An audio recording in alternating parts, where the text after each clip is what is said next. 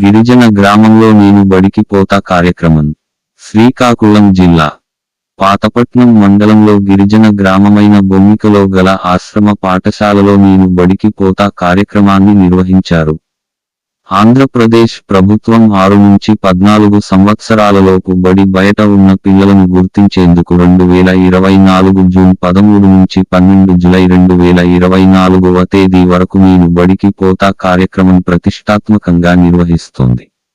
బడి ఈడు పిల్లలందరూ బడిలో చేరాలని నేను బడికి పోతా కార్యక్రమాన్ని జులై 12 వరకు ఈ కార్యక్రమాన్ని నిర్వహించేందుకు మార్గదర్శకాలు విడుదల చేసింది.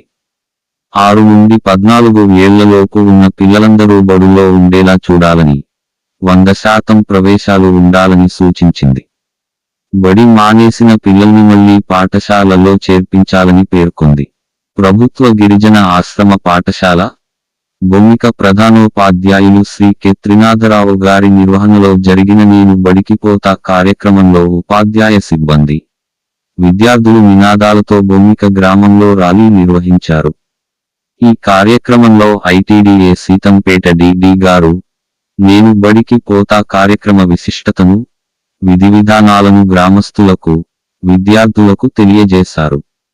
ఈ కార్యక్రమంలో మెలియాపుట్టి ఏటీడబ్ల్యూ గారు, ఐటీడీఈ ఉపవిద్యాధికారి గారు, పిఎంఆర్సి సిబ్బంది శ్రీ కోటిబాబు గారు, శ్రీ చిరంజీవులు గారు, శ్రీ ముకుందరావు గారు, లాబర గిరిజన ఆశ్రమ పాఠశాల ప్రధానోపాధ్యాయులు, సైన్స్ ఉపాధ్యాయులు పాల్గొన్నారు.